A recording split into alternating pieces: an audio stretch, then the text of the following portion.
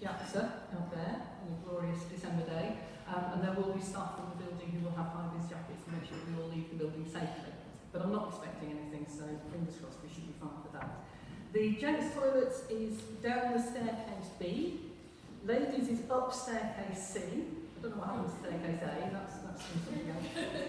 Disabled rooms are right opposite the reception desk, obviously at level access.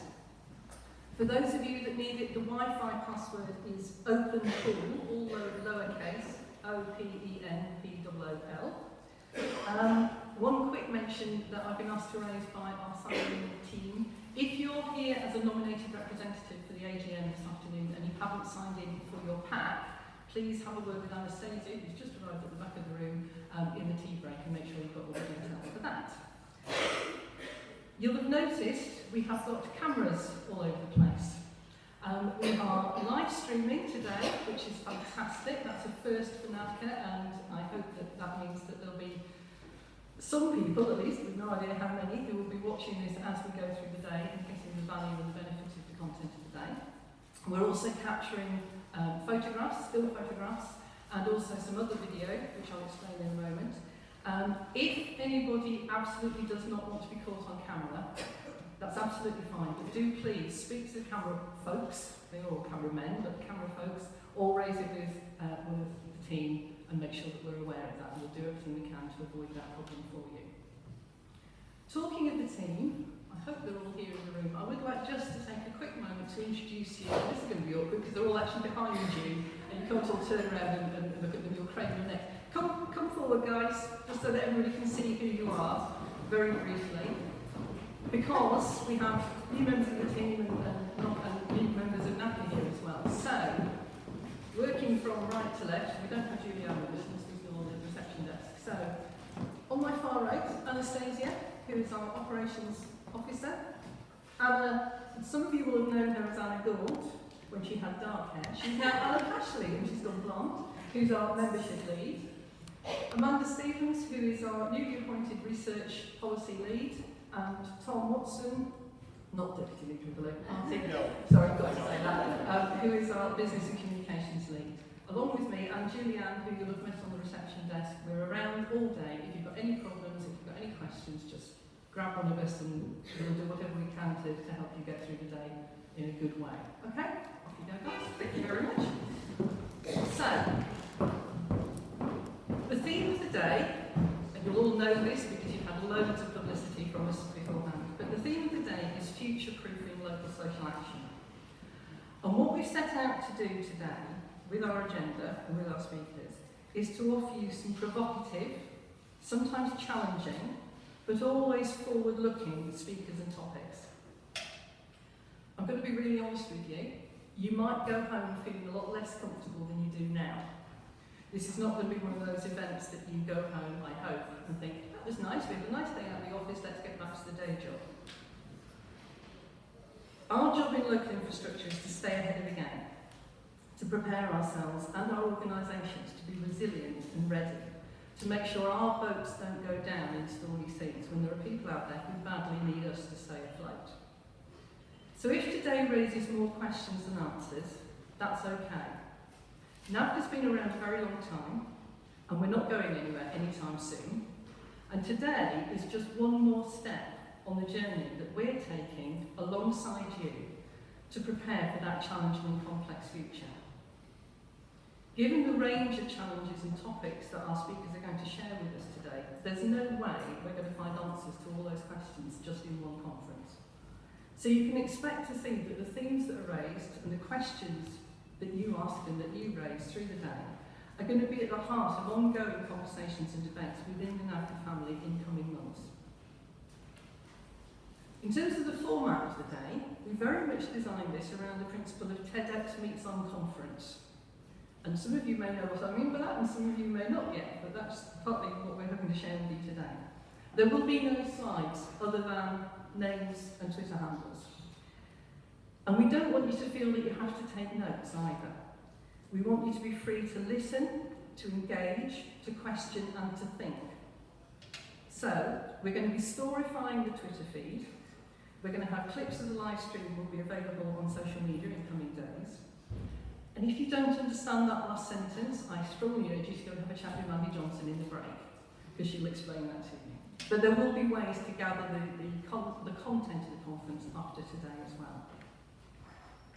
Do feel free, please, to tweet your thoughts about what you're hearing, and do continue the conversation with those who've been here and those who haven't after the event is finished. The hashtag for today, you'll see it on everything, is hashtag NAFCA Future Forward. And we know that people are already starting to share content and information on Twitter through that. I mentioned earlier that we're capturing some video besides the live streaming, and just to explain that, throughout the day, we're going to be capturing the discussions and the conversations that are going on in the room to contribute to the inquiry on the future of civil society that's being chaired by Julia Unwin. I know some of you have already contributed to that in other formats as well. Julia, of course, is going to be one of our speakers this afternoon, and we want to make sure that the voice of infrastructure, local infrastructure, is heard in that debate. So please, if you see Alex, who's at the back there, appearing with his camera while you're having a conversation, please don't go all shy on us. We're capturing it to feed into that inquiry. Julie's also planning, I hope, to be joining us for lunch, so you might have a chance to share your thoughts with her then as well, which would be great.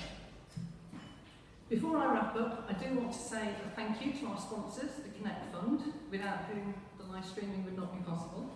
And I do encourage you in the breaks to go and have a chat with our exhibitors who will be set up by the time we get to the tea break. Talking of which, I forgot to mention, we haven't printed out copies of the agenda, for obvious reasons. We've got copies stuck up on various points in the room. Do feel free to go and take a picture on your mobile phone in the break. And because I know what it's like sitting in an event not knowing when you're going to have another drink, basically, there will be a tea break about 11:15 and there will be plenty more coffee and tea outside. So now, with no further ado, because we have an absolutely packed day ahead, I'd like to introduce our first speaker. Matthew Lawrence is a Senior Research Fellow at the Institute for Public and Policy Research. His specialist subject is the intersection between economic and technological change, political economy, and workplace democracy. Is that right? About right. Okay, double bit. And if any of you have read the report, Future-Proof Britain in the 2020s, that was included in your delegate packs, you'll know that he has many deeply challenging and frankly slightly terrifying messages for us about the future that this country and the world generally may be looking at over the next decade or so. These are things that we need to know about if we're going to be ready to support the people that we're ultimately here to serve. So on that note, I'd like to welcome Matthew to the stage to set the scene for our day of future-proofing local social action. Thank you.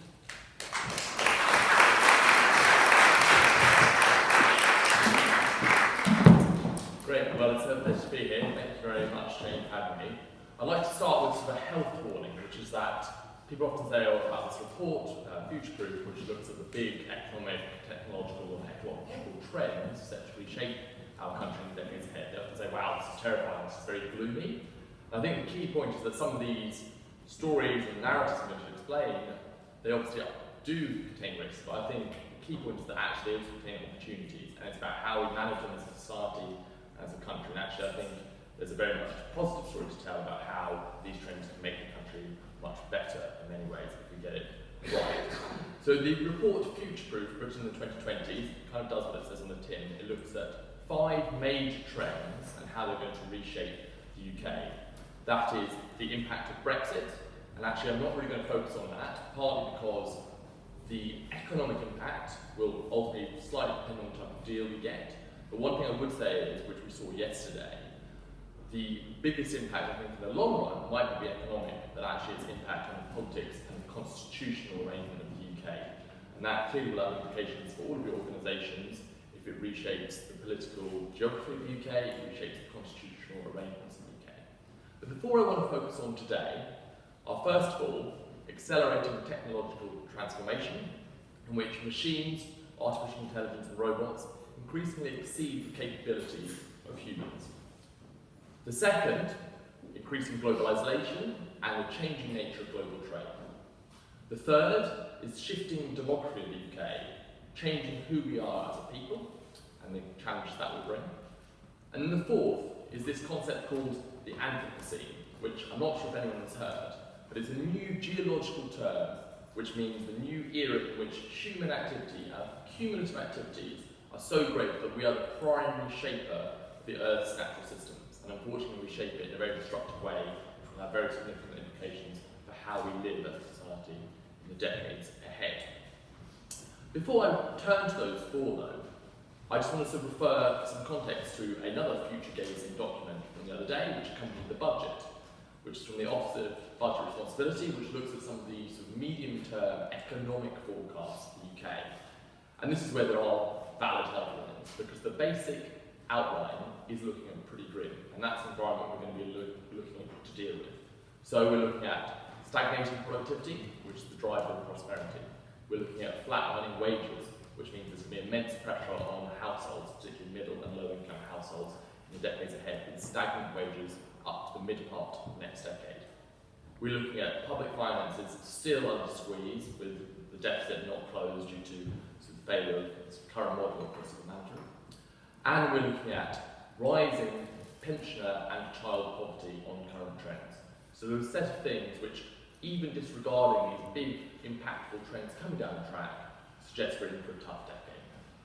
So what is this decade of disruption? Well, the first point around technological transformation, which the rise of the robots is how it's often portrayed in the media. First thing I want to say is, are we going to go the way of the horse? Now, what do I mean by that? So if we were doing this conference 100 years ago, perhaps we were looking up to say, well, look, there's these new technologies, they're called, these 3 mile an hour driving cars, there's sort of emerging, there's these guys called the Wright brothers, but actually the horse is super reliable, very efficient, very cheap, it's completely integrated into society, it's very effective, horsepower has literally powered human civilization for millenniums, and it'll just simply adapt, and don't worry, these new technologies won't dislodge us. That's what I imagine they've been saying at the stables back in 1920. And what happened was, that was in a way true. So for the first half of the 20th century, despite the accelerating potential of some mobility technologies, the horse population actually expanded in sort of step with that. And in fact, the invasion of Russia in 1941, there was 5 times as many horses then used than in Napoleon's invasion in 1812, despite sort of the mechanised nature of warfare. But then what happened is that a combination of social, regulatory, technological, economic trends came together and the horse population collapsed. So in the 1950s, the horse population fell by about 90%. So are we essentially going to experience that similar fate, where we say, actually, the accelerating capability of AI, robots, no worries, actually we'll adapt, they'll be fine, we'll just use them to our benefits, and actually we'll see in 15, 20, 30 years the emergence of a post-human economy in which simply we are eclipsed by these technologies and we become as redundant as the horse. Well, I think the answer, thankfully, is no, at least not yet, at least not in any sort of reasonable timescale. That's partly because when you hear some of these numbers about 40% of jobs at risk from machines, what that focuses in is on the technical potential to automate, which is true. Lots of jobs now can be done by machines. There's a series of factors, the ethical sort of costs and obligations. Do we want robots who are looking after sort of elderly parents? There's the cost for machine relative to human ingenuity and the cost of human labour. There's broader regulatory barriers. In other words, automation will much more likely be a slow transformation, though nonetheless a transformation, than an overnight process. And in general, what it will do is change work rather than eliminate work. Now, that isn't to say in certain sectors, particularly things like logistics, retail, hospitality, there is a higher risk, and in certain sectors and in certain countries, technological change is likely to have a much bigger impact. But overall, I think there's immense potential there if we manage it well to benefit society. What I would say, though, is what the biggest risk for me, and it's not stressed enough in public debate, is this idea of the paradox of plenty, which is that machines create abundance, they create more and more material things and less environmental impact, and in society overall is richer, but the benefits flow to the owners of the robots, to a very narrow sort of high-skilled or high-capital class. And so the risk there is, how do we think about a just economy in a more abundant economy, and what type of tools we use to try and achieve that? So the other related technological trend, which I think we can see much more directly already, and we can see it all on our phones we've got now, is the rise of what's called the platform economy. So you know these already, even if you haven't heard the term. It's Google, it's Amazon, it's Facebook. It's these major digital monopolies which sit at the heart of the contemporary digital economy and which have immense power and are likely to get even more power in the future. And that's because what is ultimately the unit of their power is your data. So every time you use you go on Google, you order something from Amazon, basically they are aggregating our collective social data, and that provides immense economic power. And it's also the raw material that they train artificial intelligence on. So these platform economies and their role in society, and frankly whether they overshadow ordinary institutions, democratic institutions, is going to be a real challenge and a test for us as a society in the next 10, 15, 20 years. I think that's a really big one, in some ways bigger than the rise of robots, which is something overblown and much more positive. So what are the others? What about transformation and globalization? Well, I think the first thing to say there is globalization ebbs and flows, so it's not a linear pattern. So we've had peaks and troughs in terms of the rates of trade, the types of trade we do. But what we suggested in the report was that over the next 10, 15 years, we're likely to see a continuing, if not linear, gravitation of economic power eastwards. So China, by 2030, is expected to have more companies worth $1 billion or more than Europe and North America combined. 60% of global consumption will be driven by Asian citizens based in the East, and that is obviously a big shift from today. And the rise of the so-called south-to-south trade, so countries in the global south, so basically not Western Hemisphere or Australia and New Zealand, they will account for roughly 30 to 35% of global trade, up from around 15% of trade today. So we're going to see a very significant reshaping of the global trading world, and what we trade will also shift. So there'll be a much greater volume of digital goods and services rather than physical services. And in some ways that's a great thing, because actually, if you dematerialise the economy, if you send more things through the digital airwaves and the ocean currents, that reduces our environmental impact. So the rise of digital products, which the UK is actually quite good at, is both positive for the UK, but also an interesting development for the global economy.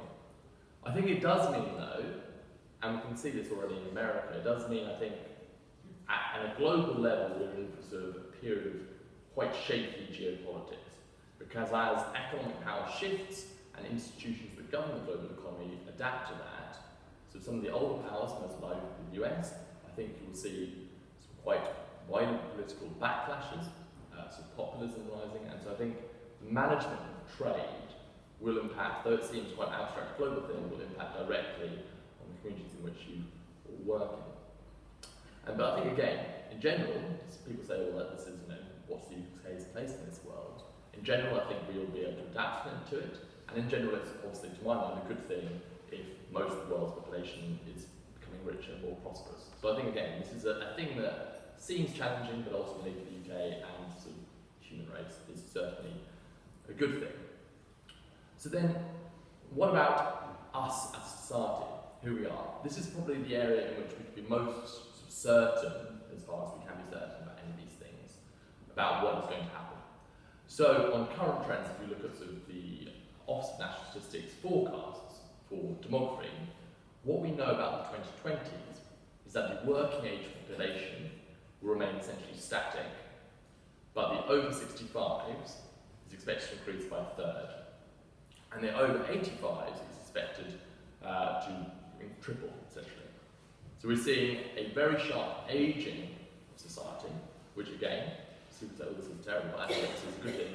We can make sure that people live longer, healthily, and this is a good thing, which I should stress, because some people seem to misread that. But it does mean there's going to be acute pressures, as we currently stand in terms of how we tax and spend on public finances and public services. So, even without the problems of the economy, as I mentioned, about productivity and deficit not being cleared, even without that, in the mid-2020s, because of the ageing population relative to the working age population, the structural deficits, the gap between expenditure and receipts, is expected to begin to diverge again. Now, to To my mind, there's a solution there. We sort of need to rethink how we sort of raise taxes and spend, but that will provoke a problem over time. And to take one example of how acute that could be, on current trends in terms of provision of services, the gap between expected demand for adult social care by 2030 and sort of penciled in expenditure is 60%. So you're looking at, unless we sort of seriously rethink some of these things, a fundamental breakdown in the provision of adult social care. Now, the key thing is, in some ways, again, that can be managed. In the scheme of things, to fund adult social care properly is a rounding error in terms of public expenditure. But it does mean, as a society, we need to think very seriously about the priorities we have, about where we want to invest in as a society. But it's not just in terms of the sort of increasing sort of potential cost of public purse of pensions, social care, the NHS, due to aging society. It's also we're going to change sort of who we are. So by 2030, roughly a third of UK citizens will be A&E background. We're also going to increasingly live in multiple generation housing and workplaces. So the norms of sort of very distinct life patterns, which most of us have got used to, will actually shift, and we'll see a much greater blurring of ages and workplaces, a blurring of more multiple generations living together. Which does bring to something around housing, which I think is one of these things about who we are and where we live. Now, clearly housing is often in the news, and frankly, this is one area where on current trends, the news is certainly bleak. So on current trends, by the mid to late 2020s, the majority of under 30-year-olds will be in the private rental sector. Roughly 40% are expected to be living back with their parents because of the acute housing pressures and costs. You're looking at very significant numbers of single parents, of elderly people living in potentially very high-cost rental sectors. So we're looking at some very sort of potentially difficult trends to manage. Now again, there is a solution there, it's difficult, but there is a solution there. You expand housing supply at affordable rates. So none of these things can't be solved. It's just that we need to collectively as a society think through very seriously what do we want to solve and then go about doing it. But who we are will change, and that will bring, I think, to my mind, lots of benefits and opportunities. We have to manage that. And then the final thing, which is the most terrifying to my mind, is this thing called the Anthropocene. I don't know if has anyone heard of this term? So a couple of people. So we're all living in it. As I mentioned, so previously we used to live in the Holocene, which is a period of unique geological stability. It's the era in which all human civilization basically emerged. We are now living in the Anthropocene, in which the cumulative impacts of our behaviours on the planet, and when I say our, I primarily mean Westerners, and overwhelmingly we're responsible for the majority of carbon emissions and disruption to the planet cycle. This will bring immense challenges, which will seem abstract, but actually will filter down to all our lives on an everyday basis. So to give you some examples. So we have lost a third of all arable land over the last 20 to 30 years in terms of desertification, in terms of soil erosion. We have got only 60 harvests left on current trends. In East Anglia, DEFRA estimates it's around about 30 on current trends globally because of soil erosion. We are living through the 6th period of mass extinction, the last one being the dinosaurs, in terms of the rate of loss of biodiversity. We've disrupted the phosphorus cycle, which is basically underpins fertility of the soil and sort of fertilizers, more in the last 40 years than the last 1.4 billion years of the Earth's cycle. Clearly we know about climate change, and on current trends, even with the reduction of carbon intensity which we're achieving, it looks likely that we are going to breach the sort of safe boundaries of temperature rises, which are going to trigger non-linear, very risky disruptions to sort of water cycles, to plant cycles, to sort of just all be very, very destabilising and damaging. We haven't seen anything yet on that front. And so cumulatively what it says is the Earth's ability to regenerate itself, to provide food, to provide water, to provide the very fundamentals of life will become under acute pressure in the decades ahead because of the way we organise economic activity, how we organise society. So actually we're going to have to look very fundamentally at how we produce energy, how we produce heat, how we produce industrial activity, how we produce things like food supply chains. Because what it means in the reality of our lives in the 2020s is that food prices will be spiking up all over the place. It means you'll have waves of migration due to climate crises, which sort of make sort of the movements of people and sort of obviously the humanitarian crisis that emerged out of that, the Arab Spring, seem very small beer by comparison. So, when you put all those things together, you have a potential planetary crisis, but you also have machines that can aid us in resolving that because they're growing capability. You have an aging society, which is a reflection of the fact that we are providing better as we get older, which is a fantastic thing, but it does provide acute challenges in terms of how we manage that, how we effectively fund that so that it's fair, and so we can address some of the regional inequalities in the country. And then you have the challenge of globalisation, which will, I think, continue to reshape Britain's place in the world, regardless of the role we sort of have post-Brexit. And so I'd end by saying, before a couple of questions about Jane, I'd end by saying, these, I think, on current trends, I think, risk making the lives of a lot of people in this country much harder than they should be. It risks potentially meaning stagnant wages for many, poverty is expected to increase, as I mentioned, regional inequalities are expected to get worse, and the UK is already the worst by regional inequality in the EU. So one sort of stat, sorry, just to double back a little bit, but one stat that always strikes me is that in Northern Europe, so basically the Netherlands, Germany, France, sort of ourselves, Ireland, Scandinavia, the UK is the richest region in London, where we are now, but 9 of the 10 poorest regions. And the average region in the UK now, in the EU 28 as a whole, the median region in the UK is actually poorer now than the average EU 28. And all these trends, if you don't manage them right, I think make those type of statistics worse, and that ultimately means sort of people and lives which will help will be made more difficult unless we respond, I think, more effectively to those trends. That's the health warning. So maybe I should have done it more, but that's if there's any questions, I'll be happy to take a few minutes of questions.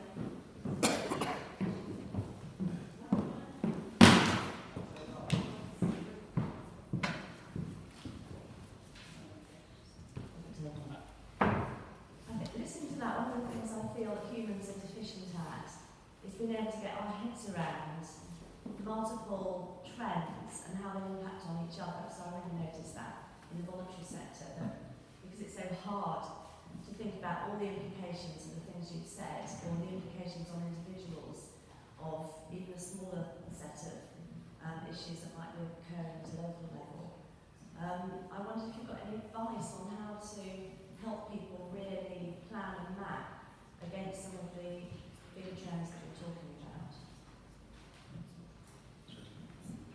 I think it's a really good point. I've sort of read and researched a lot of this, and even now I'm like, is it really true? It's just so overwhelming and large that actually it's quite hard to think concretely, what can you do? What are sort of the ways to understand it in a sort of tangible way for people? And so the advocacy, my mum always says, what is this word? I can't understand this. And I think a lot of people find with these trends that it's a bit too abstract, a bit too large.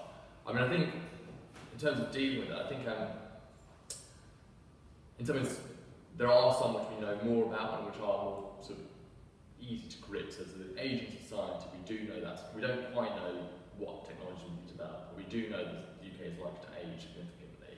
We do know we can plan that to a relative degree. So the ONS, which is quite accurate, so the actuarial science, so they can say, they literally predict how many people by each age year will be alive in each of the next 10, 20, 30, 40 years. So we can begin to plan around sort of what is our community going to look like in a tangible way, and what types of institutions and practices do we want to build up around that, and sort of focusing on the things that you can grip. So planetary crisis is quite hard to grip, and there's not much we can do individually, although I think there are some things. But I think we're focusing on those tangible, we all know what an aging society might look like, benefits, but also the things we need to get right to make sure that as people live longer, they can live well as well. So I think I'm focusing on those tangible trends, probably the easiest one, I'd say.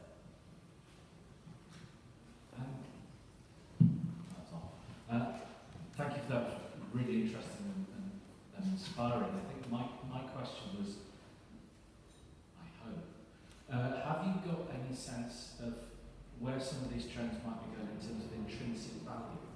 Because a lot of the stuff that we're saying we're going to be deficient in is stuff that's sort of real world, physical, tangible things like housing, food, and yet our economy seems to be driving in the direction of digital stuff, most of which is actually not fundamentally necessary.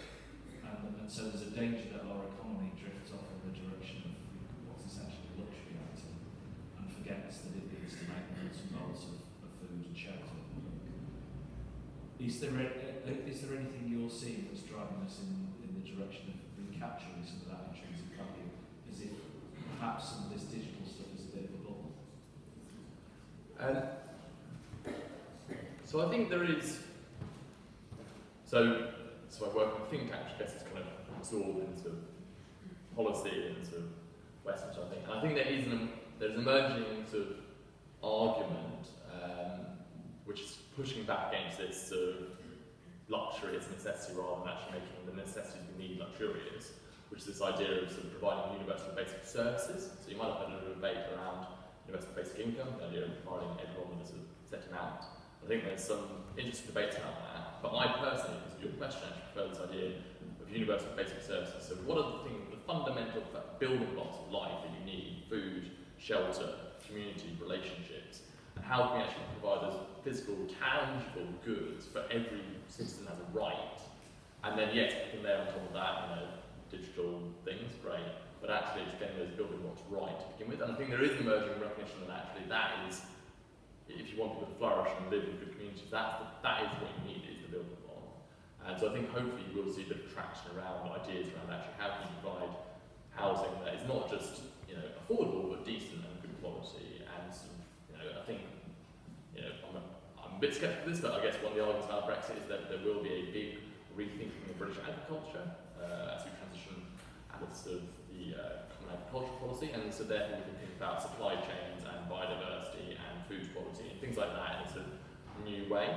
So there are a couple of things that you said, well, actually maybe that can provide towards it, but I would say ultimately, all of these things, technologies aren't abstract, metaphysical things, they're embedded in the type of politics and sort of cultures we have.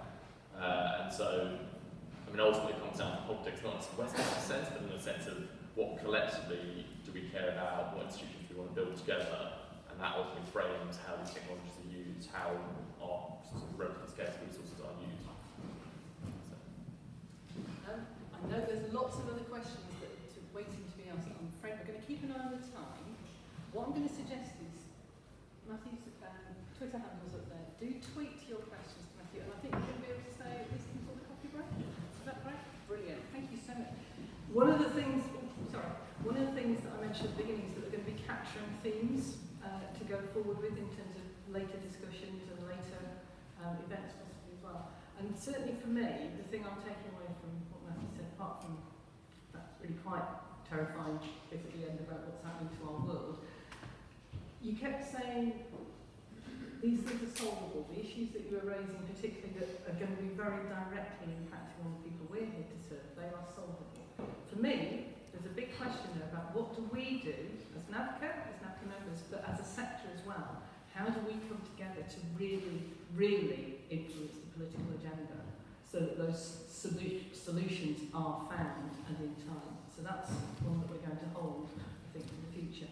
Thank you very much, Matthew. Much appreciated. And now I have real pleasure in welcoming our keynote speaker for the morning, Baroness Jill Pitt-Keighley. Jill has worked with or in the voluntary sector for over 40 years. She became a Labour peer in 1997. She's a Deputy Speaker in the Upper Chamber and Deputy Chair of Committee. And very recently she chaired the House of Lords Select Committee on Charities.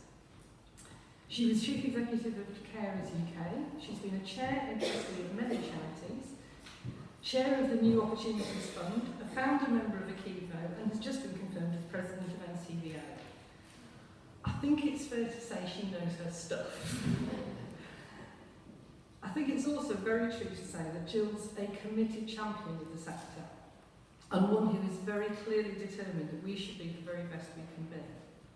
But also, having known her for a very short while, but having known her by reputation for rather longer, I know that she's unafraid to tell us when we need to do better.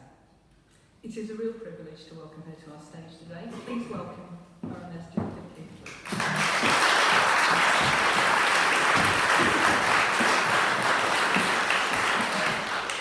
Well, I often say at events like this that my first name is Jill, and that's because I was on American television once and they thought Baroness was my first name. And they asked me if I'd like to be called Bar or Nessie. So, anyway, thank you very much, Jane. It's a great pleasure to be here. And I must say that hearing Matthew, my glass half full attitude has been severely tested this morning. But anyway, I think we will take a lot of very good stuff away from that. Now, I don't need to tell anybody in this audience that charities are the eyes, ears and conscience of society. They mobilise, they provide, they inspire, they advocate and they unite. I've worked in or with the sector for most of a long working life, and so I was very delighted to be asked to chair the House of Lords Select Committee on Charities, not least because Labour peers don't get asked to chair many select committees. It was not the easiest gig I've ever had, and I've chaired some tricky ones in my time, but we did manage, after much robust discussion, to reach a consensus report. We came up with 100 conclusions and 42 recommendations. Now, the timing of this committee was significant. We were convened in the summer of 2016. It was recognised that we're living in a time of profound economic, social and technological change, and that the environment in which charities are working is altering dramatically. In addition, you will remember some high-profile failures in the charity sector that have really eroded trust. His company closed almost immediately after receiving millions in public money, and the spotlight was shone on possible trustee failure and a lack of due diligence. At about the same time, newspapers published a series of reports alleging that some of the best-known charities in the UK had used exploitative and unethical fundraising methods. So it was the right time to set up a committee which focused on the charitable sector. I've been told many times that the report, it's called Stronger Charities for a Stronger Society, and I'm sure you've all read it line by line, is an important milestone for the sector. Over 11 months, we had more than 250 submissions. We saw more than 50 witnesses to give oral evidence. We made visits in and outside London. We hosted roundtables and all sorts of other things in order to continue a wide range of issues relating to the sustainability of the sector. We felt it was most important for the committee to increase the sector's confidence in itself, to give acknowledgement and recognition, and I'm therefore very pleased that it's been so well received by the sector. In a pretty difficult environment for charities, the consensus that we achieved seems to have been particularly helpful. Several commentators have said it is in effect a roadmap for strengthening the sector, and that's how I very much hope it can continue to be used. Now, the normal process for one of these select committees is you submit your report and you expect that the government will respond within 3 months. Now, our report was published at the end of March and the election was announced the next week, so that threw the timetable into confusion. We are still waiting for a response from the government, though I have met the Minister and she has assured me several times, and her officials have assured me several times more, that the response is imminent. I hope I will get it in the next couple of weeks. If I were you, I'll just give you a little clue. I wouldn't hold your breath that there would be any legislation, in spite of the fact that we suggested legislation. I wouldn't hold your breath for legislation, but I'm sure that it will be a positive response. Some of our recommendations were definitely for the government. For example, better consultation with the sector is vital and it must be improved. Commissioning and relationships within the contract culture must also be improved, and more encouragement given to consortia in the bidding processes. A consultation should be launched about employers giving time off for trustee duties. And the impact of devolution and the impact of Brexit on the charitable sector have scarcely been considered and must be addressed. And I'm delighted to see there's a session about Brexit later today. We make comments too on the Charity Commission itself, going through major changes at present and considering whether to charge charities to part-funded services. We raise concerns about this and emphasise that if it goes ahead, we must be clear that what benefits for the charities would be, and it must ensure that the burden does not fall on small charities who won't be able to afford it. These and other recommendations will be pursued by me and members of the committee in a debate in the Lords when the government response is finally received. But you may have noticed recently that the government announced that a cross-departmental initiative would be set up to ensure better communication with the sector. My select committee and I fully intend to take credit for this development because we did recommend it, and I have been assured that when I finally do receive a government response, the Select Committee on Charities contribution will be acknowledged. So watch this space, and I hope you will all protest if we're not given that acknowledgement. But many of our recommendations were not for the government, but for the sector itself, and they don't have to wait for a government response. They include our recommendations about governance. Good governance, as we all know, is essential to a strong charity sector. Charities need strong governance with robust structures, processes and good behaviours in order to deal effectively with their beneficiaries. We call for new efforts to provide training and development for trustees and recommend that charity boards should be engaged more than they are in self-reflection, in checking out how they operate, in appraisals, for example, examining their behaviours and measuring their impact. We urge infrastructure bodies to identify any shortcoming in the provision of such training and advice and do more to raise awareness about what does exist. Many of our witnesses felt there was plenty of material out there, but it's hard to find and it's not coordinated. We were very concerned about the lack of diversity on many trustee boards. Of course, boards should reflect their beneficiaries in terms of ethnicity, age and background. But when the commonest way of becoming a trustee is still because somebody asks you, boards are always bound to be limited to the same kinds of people. We know that charities are concerned about the supply of trustees. How do we get them? Where are they going to come from in the future? And we felt in the committee that we need to emphasise much more that this is a two-way street.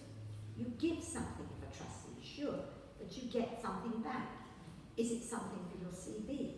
Is it recovery from an illness or a bereavement, perhaps? Do you want to learn a new skill? These are all perfectly valid reasons for becoming a trustee, and those recruiting trustees should be more open about this. Employers have a role to play too. We recommended that the government should hold a public consultation on introducing a statutory duty to allow employers of organisations over a certain size to have time off work specifically to perform trustee roles. As I say, I don't think you should hold your breath about any legislation forthcoming on that, although I'm sure that there will be more encouragement given to employers by the government. To encourage turnover on boards, we suggest that 9 years should be a maximum term. While we consider that there may in some circumstances be a role too for paying trustees, we don't support payment as a general rule. I know that's controversial, but we don't support payment as a general rule, but encourage a more generous interpretation of expenses for volunteer trustees. Now, I'm delighted to say that the sector has taken up the challenge and is using the report to help them further the recommendations, using it as a roadmap, in fact. NCVO and Akivo convened a group of 15 membership organisations and set up a series of working groups to see how this joined-up approach can help make the proposals in the report a reality. And I'm sure some of you are engaged in those working groups. They include governance, diversity, leadership and campaigning. Now, you won't be surprised to hear that I've done quite a lot of speaking gigs since this report has been published. And I thought I would just reflect with you some of the questions that have most frequently been asked me in those sessions. I'll focus on just three. The first one is how you strike a balance between what you ask of small charities and large charities in terms of the demands you make of them. 80% of charities have no staff at all, as we well know. And this issue of how you say something which can be relevant across the huge range of the charitable sector that we all know about in the 167,000 that are registered as charities. It is very tricky and we did struggle with it. But I'm pleased to say that small charities have said they find it useful. Many have been delighted that we say how important grants still are to such charities, which may not be set up to take on contracts. The funding of charities has changed very significantly in recent years, as we know. Public sector grants have mostly been replaced by contracts, often with very complex commissioning processes. And these have really disadvantaged smaller charities, which struggle to bid for services at scale. And they've acted as a brake on the innovative side of charities too, by the whole contract culture. We recommend, therefore, that government provides support for the setting up of bidding consortia and starts promoting commissioning based on impact and social value rather than on lowest cost. We also recommend that local government recognise social value considerations in public sector commissioning to recognise that you get added benefits from charities. And I think that whole relationship between local government and charities, the local government not really recognising how well charities know their local areas and how they know the needs and know how to address them, and equally they know how not to address them, which very often a larger authority doesn't know. One of our visits was very interesting. We went to Manchester and we had all the officers and politicians in the room. First of all, we said, what's your relationship with the charitable sector like? They said, fantastic. They're absolutely marvellous. We never move without consulting them. They're in at the beginning. It's absolute level playing field. Well, of course, you know what I'm going to say. When the charities came in on their own, it was a very different story. And I see some nods in the room. You recognise that scenario. But we must continue to urge local authorities not only to engage properly with the sector, but not to turn their backs entirely on grants, but to recognise that they are important, indeed in some cases essential. And I'm delighted that the Access Foundation will be presenting to you later, because they have proved how important grants, the blended funding of grants and investment, is being to charities. Many of our witnesses mentioned the importance of having core costs funded. As we all know, there's been increasing emphasis on reducing back office costs. All the money's got to go to the front line. But of course, charities simply can't operate unless their core costs are met. And these must be included in contracts, just as they always would be in the private sector. You would never dream of having a contract in the private sector without having your admin costs, however you define them, met. And we also recommend longer-term contracts to ensure that they can be delivered sustainably by charities who can then plan for the future. I'm sure many of you have the experience. You don't hear for 9 months what your funding is going to be, by which time you already have to issue redundancy notice to your staff before you apply for the next lot of funding.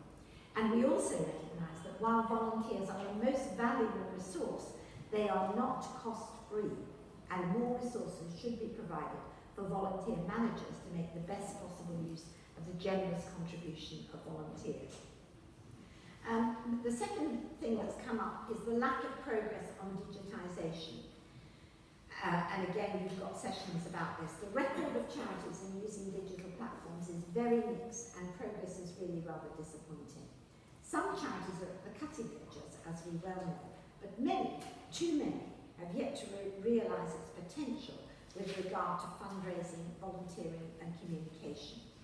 and getting in specialist trustees, perhaps younger trustees who've got some expertise in this area, if me and my grandsons are anything to be considered.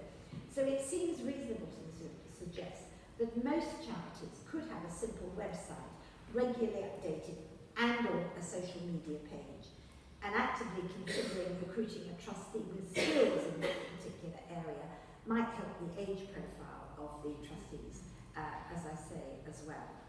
And the third issue that's come back up is how we emphasise evaluation. We do say in the report that charities should check up on themselves. Are they fulfilling their mission? Are they reaching their beneficiaries?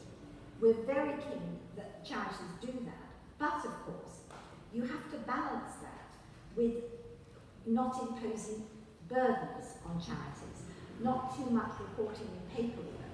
How many hours do you spend filling in different evaluation forms for small amounts of money, and so on? Could we not get a bit more communication there?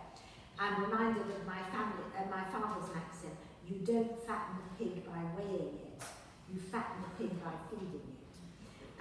All charities should, of course, be seeking independent evaluation of their impact on their beneficiaries in order to ensure that they're delivering for them. The form will vary considerably, but commissioners should also assess such evaluation when considering contracts. And it's also a way of feeding back information regularly to your stakeholders to enable them to help with measuring success. And we believe the Office of the Civil Society should develop guidelines on evaluation, bearing proportionality always in mind. Let me end where I began by mentioning the trust society has in charities. There is no doubt that trust in charities did take a knock. It may be getting better, but we can never take it for granted.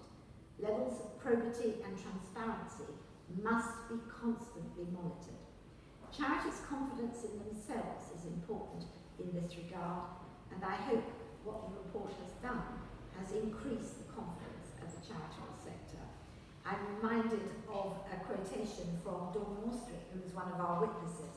She said to us every day she gets up and is struck by what charities contribute. It is glorious and a wonder, she said. Amen to that. Charities face greater operational and environmental pressures than ever before, but their principles are enduring, and they have always helped society through the kinds of periods of upheaval that we've heard about this morning, such as the ones that we are and such as the ones we're facing at present. I've no doubt they will continue to do so. Thank you.